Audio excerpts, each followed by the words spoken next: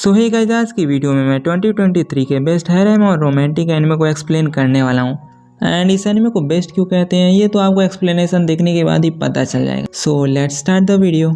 सो episode की starting में हम ग्रेजुएशन सेरेमनी को देखते हैं एंड यहीं पर हमारा मेन कैरेक्टर भी होता है जो कि अपना अगला कन्फेशन करने जा रहा होता है और वो कन्फेस भी कर देता है और वो कहती है, तुम तो लोगों के साथ बहुत ही अच्छे से बिहेव करते हो एंड सभी के साथ अच्छे से बात भी करते हो। मैं तो तुम्हें बहुत ही पसंद करती हूँ, लेकिन तुम्हारे साथ डेट करने का सोच के मुझे तो उल्टियाँ आने लगती हैं। और ये कहकर वो उसको रिजेक्ट कर देती है और ये भी पूरी तरह से हताश हो जाता है। और नेक्स्ट सीन में हम देखते हैं कि अपने दोस्त से बात कर रहा होता है और उसको बताता है कि उसने सेंचुरी पार कर लिया, वो भी कन्फेशन में। और ये सुनकर ये तो बहुत ही हैरान हो जाती है। इसे लगता है कि 99 बार रिजेक्ट होने के बाद 100 टाइम कन्फेस करना बहुत ही बड़ी बात है और वो उसको नया टाइटल भी दे देती है। और वो उससे कहती है, वैसे तुम इतना ज़्यादा कन्फेस किए कैसे, तुमने पहली बार कन्फेस कब किया था? और वो बताता है कि जब वो 8 महीने का था पहली बार, तभी उसने कन्फेस कर दिया था एंड ऑफ कोर्स तभी वो रिजेक्ट भी हो गया था। और 100 बार रिजेक्ट होने के बाद भी अभी भी ये लव कन्फेशन करने के लिए बहुत ही एक्साइटेड होता है। इसे तो अभी भी जीएफ चाहिए होती है। और ये कहती है, वैसे मुझे तो समझ नहीं आता है, तुम तो खेलने में, पढ़ाई में, सब में बहुत ही अच्छे हो, लेकिन फिर भी तुम बार बार रिजेक्ट क्यों हो जाते हो? और आइज़ो रिंतारो को लगता है कि अपना कन्फेशन कर रही है, लेकिन तभी वो उसे टाटा बाय बाय कह के चली जाती है और कहती है, तुम अपना कन्फेशन जारी रखो, चाहे तुम बार बार रिजेक्ट ही क्यों ना होते रहो। और ये कहता है, कम से कम कुछ अच्छा नहीं बोल सकती तो बुरा तो मत बोल कर जाओ।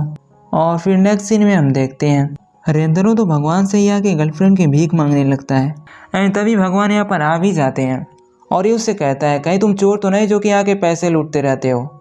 और वो कहते हैं, मैं तो यहीं का भगवान हूँ। और रिंतारो कहता है, कौन सा भगवान ऐसे आ जाता है? और वो कहते हैं, रिंतारो चिंता मत करो, तुम्हें तुम्हारी मुर्गी ज़रूर मिलेगी। और रिंतारो कहता है, मुर्गी? कहीं तुम टोक्यो गूल की तो बात नहीं कर रहे हो? तो गॉड कहते हैं, नहीं, मैं तुम्हारे सोलमेट की बात कर रहा हूँ। सोलमेट यानी तुम्हारा आइडियल रोमांटिक पार्टनर। जब दो सोलमेट आपस में मिलते हैं तभी उनके बॉडी में बहुत ही तेज झटका आता है और ऐसे झटका लगते ही दोनों प्यार में पागल हो जाते हैं। लेकिन लड़कियों के लिए ये तुरंत ही होता है और लड़कों में टाइम लगता है। और तभी गॉड को याद आता है, अरे नहीं, मांगा के इतने चैप्टर्स एक ही एपिसोड में कवर कैसे होंगे? मुझे बार बार एक ही चीज़ को नहीं बोलना चाहिए, जल्दी से मुझे मेन पॉइंट पे आना चाहिए। कहीं उन्होंने मांगा के सीन्स कट तो नहीं कर दिए? चलो तो अच्छे से बात करते हैं। और तभी गॉड कहते हैं, सभी के सोलमेट एक स्पेसिफिक टाइम पर मिलते हैं जो कि पहले से ही डिसाइडेड होता है। तो भाई रिंतारो भी पूछ लेता है, उनका क्या, जो कि हमेशा सिंगल रहते हैं? ये तो मेरी बात कर रहा है। तो गॉड भी कहते हैं, कई लोगों को तो सिंगल ही रहना पड़ता है एंड जिनका लिखा होता है वो तो पहले से ही बहुत ही ब्लेस्ड होते हैं। और रिंतारो भी पूछ लेता है, चाहे जो भी हो, आपने कहा था कि मुझे मेरे सोलमेट से तो हाई स्कूल में भी मिलने का चांस मिलेगा, है ना? और गॉड कहते हैं, हाँ, और एक दो नहीं बल्कि पूरे के पूरे 100। और ये सुनकर रिंतारो तो पूरी तरह से शॉक्ड हो जाता है और वो कहता है, 100? और गॉड कहते हैं, तुम्हें इसमें से चुनने का मौका मिलेगा, तुम्हें जो चाहिए वो ले लेना। और ये सुनकर रिंतारो थोड़ा शर्मा जाता है। और तभी हम नोटिस करते हैं मांगा के लाइन्स स्किप करते हुए और रिंतारो यहाँ पर आ जाता है हाई स्कूल के एंट्रेंस सेरेमनी में। और नेक्स्ट सीन में हम देखते हैं कि रिंतारो वॉकिंग कर रहा होता है और तभी ये दो लड़कियों से टकरा जाता है और ये उन दोनों को सॉरी कहता है। और ये इनकाउंटर होने पर उनके बॉडी से तो करंट दौड़ने लगते हैं और इन्हें तो समझ नहीं आ रहा होता है कि अभी क्या हुआ था, लेकिन रिंतारो को समझ आ रहा होता है, गॉड ने कहा था जब ऐसा होगा तब मैं अपने सोलमेट से मिल रहा हूँगा, कहीं ये वही तो नहीं? और रिंतारो सोचता है, अगर मैं ऐसे ही बिहेव करते रहा तो ये लोग सोचेंगे कि मैं बहुत ही अजीब हूँ। और वो खड़ा होकर उनसे कहता है, आप दोनों ठीक तो हो? एंड तभी ये नाटक करके कहती है, मुझे चोट लगा है, मुझे नर्सरी रूम में ले जाओ। और ये देखकर ये भी नाटक करने लगती है। और रिंतारो सोचता है कि अभी तुम ठीक से चल रही थी, अब क्या हुआ? और ये सब देखकर ये बहुत ही खुश हो जाता है और सोचता है, मैं तो दुनिया का सबसे लकी बंदा हूँ। और यहाँ पर वो अपना इंट्रोडक्शन करता है, मेरा नाम है आइज़ो रिंतारो और मैं क्लास 14 का हूँ। और ये दोनों भी अपना नाम हानाजुनो हकारी और इंदा कराने बताती हैं। एंड तभी यहाँ पर कुछ लड़कियाँ बात करते हुए जा रही होती हैं, अरे क्या तुमने स्कूल के र्यूमर के बारे में सुना है? हमारे स्कूल के फील्ड में पिंक क्लोवर्स का फील्ड है एंड ऐसा कहा जाता है अगर कोई अपने चाहने वालों को उसमें से 4 क्लोवर वाले लीव्स को दे देता है तो वहीं पर सेट हो जाता है। और ये सुनते हैं ये लोग तो पागलों की तरह दौड़ के वहाँ से चली जाती हैं एंड इसके बाद स्कूल की घंटी बजती है, छुट्टी हो जाती है। बट यहाँ पर आइज़ो रिंतारो तो अपने स्कूल के टीचर की मदद कर रहा होता है ताकि वो अपने कॉन्टैक्ट्स को खोज सके।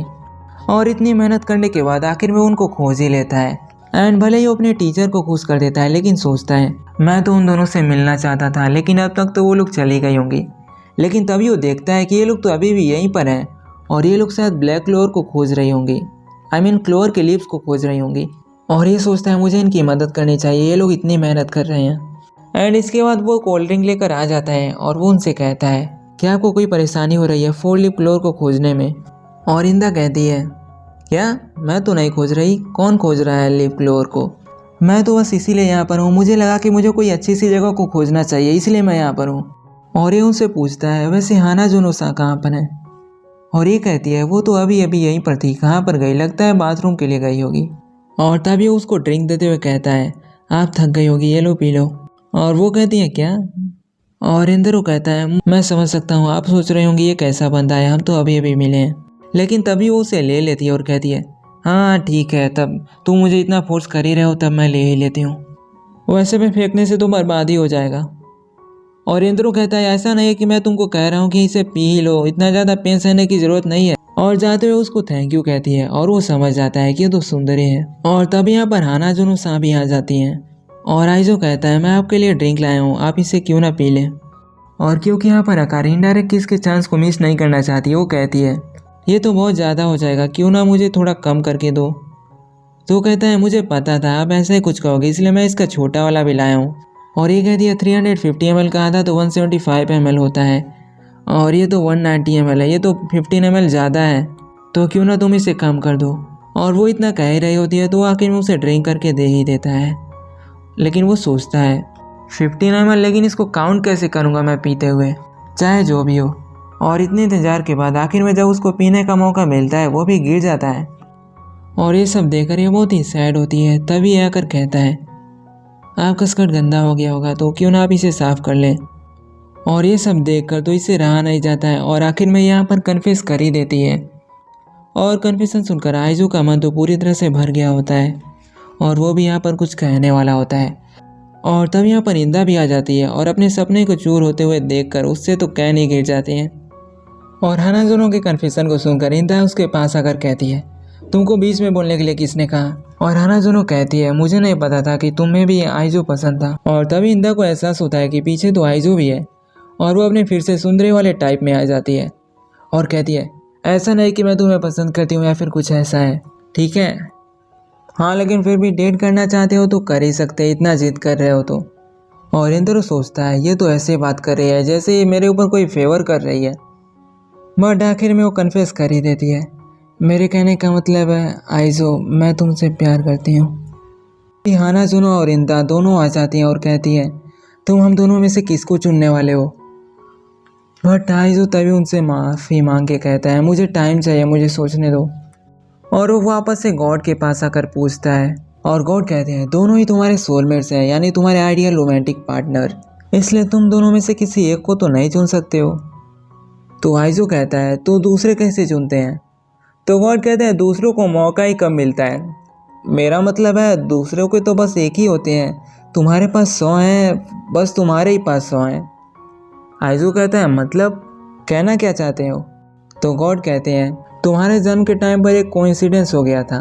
कोइंसिडेंस? हाँ, मैं उस दिन टीवी देख रहा था और तभी मैं नंबर लिख ही रहा था, लेकिन मुझे पता नहीं चला कि एक की जगह मैंने 100 कैसे लिख दिया।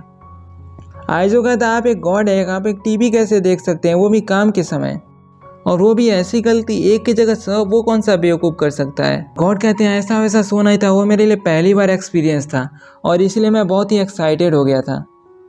और आइजो कहता है आप लोग ऐसा काम क्यों करते हो जब आपको पता है कि सबके लिए एक ही है, तो उसमें लिखने का मतलब क्या है? इसका मतलब आपको पता नहीं है कि यहाँ पर प्रिंट किया जा सकता है।